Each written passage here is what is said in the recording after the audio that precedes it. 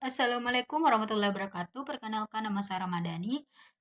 Kali ini saya akan menjelaskan materi tentang CSR atau Corporate Social Responsibility. Yang pertama ada pengertian dari CSR.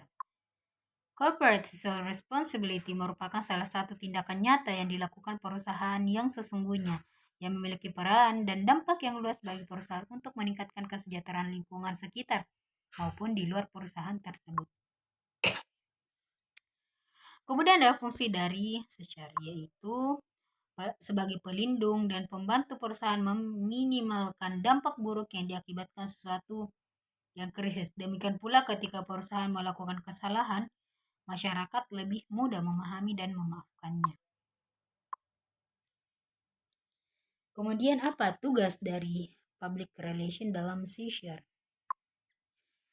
Ada menyusun, merencanakan, mengkoordinasi, merupakan tugas public relation yang termasuk dalam kegiatan umum public relation, khususnya yang berkaitan dengan public eksternal, karena sasaran CSR itu sendiri adalah publik yang berada di luar perusahaan, organisasi yang harus diberikan perhatian lebih untuk dapat membina hubungan baik. Kemudian ada mendefinisikan konsep CSR, yaitu teman-teman bisa lihat slide yang berbahasa Inggris ini. Langsung saja, yang artinya adalah komitmen berkelanjutan oleh bisnis untuk berperilaku etis dan berkontribusi pada pembangunan ekonomi sambil meningkatkan kualitas hidup tenaga kerja dan keluarganya, serta komunikasi lokal bagi masyarakat luas. Definisi tersebut diterjemahkan sebagai berikut, mengatakan bahwa CSR merupakan suatu komitmen berkelanjutan oleh dunia usaha untuk bertindak etis dan memberikan kontribusi kepada pengembangan ekonomi dari komunitas setempat ataupun masyarakat luas, bersamaan dengan peningkatan taraf hidup pekerjanya, keluarganya, dan juga masyarakat luas. Kemudian ada konsep dari CSR atau Corporate Social Responsibility, yaitu sebagai suatu konsep yang saat ini banyak dibicarakan. CSR belum memiliki definisi tunggal. Hal ini dapat dibuktikan di mana sampai sekarang belum ada kesamaan bahasa tentang CSR tersebut. Menurut Wilson, dapat dijelaskan bahwa CSR dapat didefinisikan sebagai tanggung jawab perusahaan kepada para pemangku kepentingan untuk berlaku etis dan meminimalkan dampak negatif dan memaksimalkan dampak positif yang mencakup aspek ekonomi, sosial, dan lingkungan dalam rangka mencapai pembangunan yang berkelanjutan. Kemudian apa peran public relation dalam praktis CSR? Praktik. Public relation membangun komunikasi dua arah yang bertujuan untuk membangun dan menjaga reputasi dan citra organisasi di mata stakeholder. Untuk itulah, CSR harus menyusun peran yang akan disampaikan kepada masyarakat dan lingkungan sekitarnya, media yang akan digunakan, dan dengan cara seperti apa pesan itu akan disampaikan. Kemudian ada model CSR. Ada 4. Yang pertama ada keterlibatan langsung. Dalam model ini, perusahaan menjalankan program CSR secara langsung dengan menyelenggarakannya sendiri.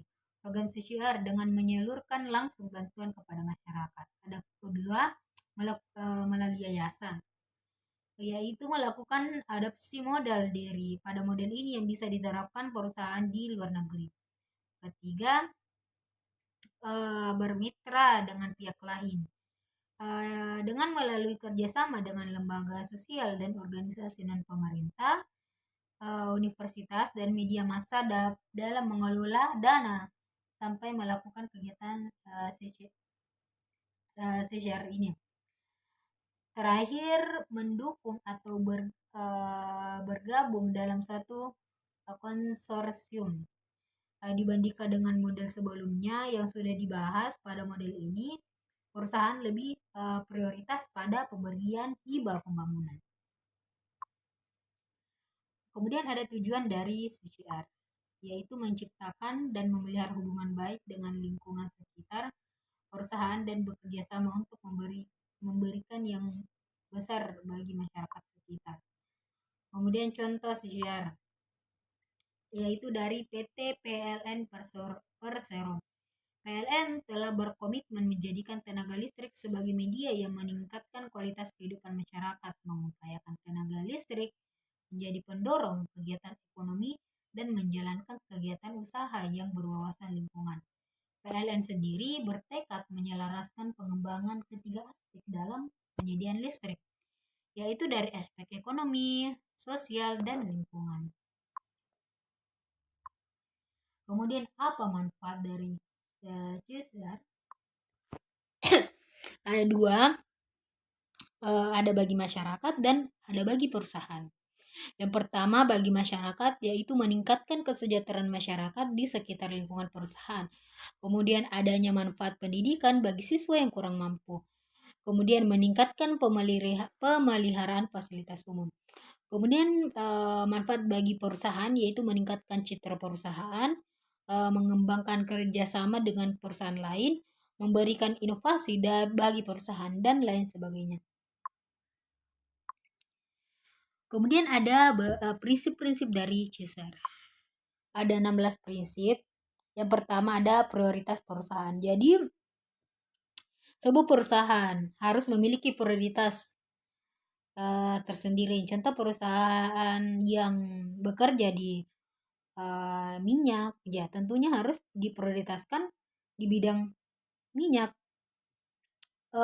Kemudian ada perusahaan yang bekerja di bidang makanan, ya harus memprioritaskan di makanan karena agar perusahaan ini lebih bisa berkembang dan lebih maju. Kemudian ada manajemen terpadu. Jadi manajemen terpadu ini kita harus memanajemen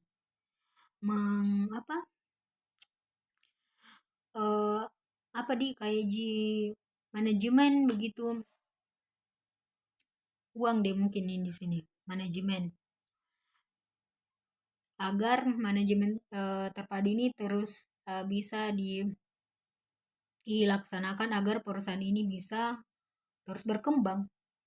Ketiga ada proses perbaikan. Jadi setelah kita sudah melakukan suatu produk atau barang di perusahaan, ya kita harus memperbaiki apa-apa saja kesalahan yang kita lakukan. Begitu.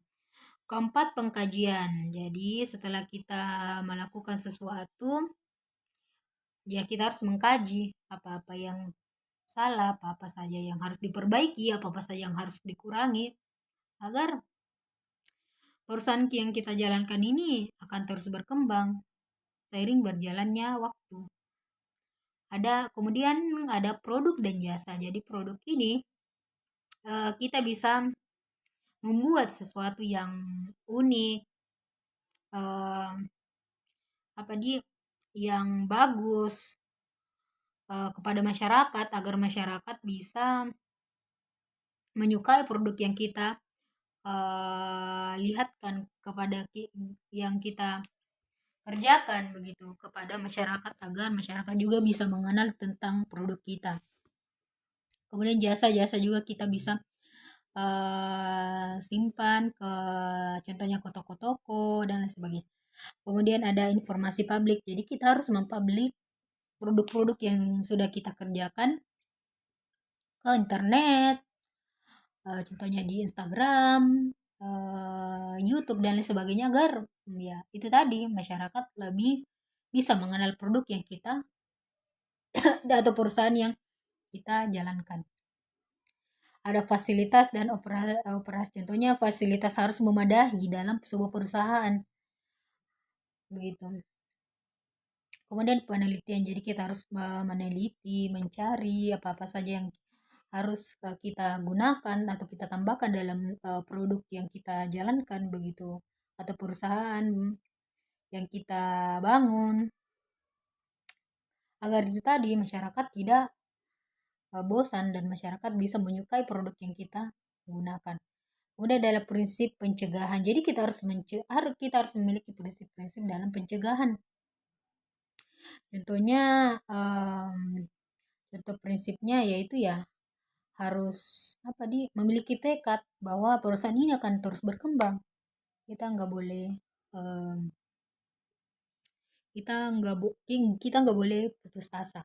Kemudian ada kontraktor dan pemasok. Jadi kita harus memiliki juga ini orang untuk pemasok dan kontraktor untuk membantu kita menjalankan sebuah perusahaan yang ingin kita kembangkan.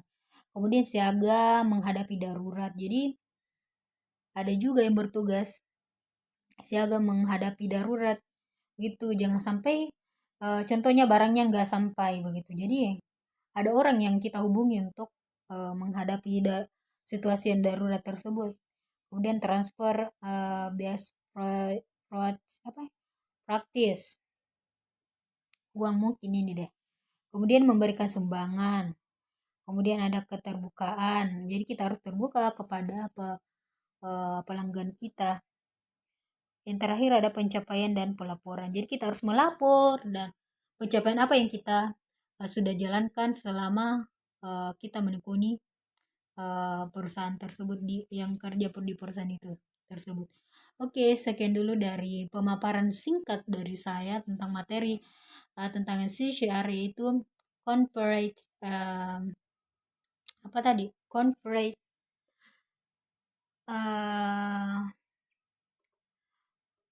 corporate social responsibility. Semoga teman-teman bisa memahami materi dan penjelasan yang saya jelaskan. Sekian dulu, saya Ramadhani mengundurkan diri, pamit undur diri dari hadapan Anda. Sekian, Assalamualaikum warahmatullahi wabarakatuh.